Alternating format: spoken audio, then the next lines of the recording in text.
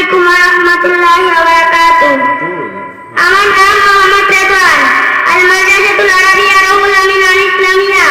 আমি চতুর্থ শ্রেণীতে পড়ি। আমি একটি গান পরিবেশন করিব। আউযু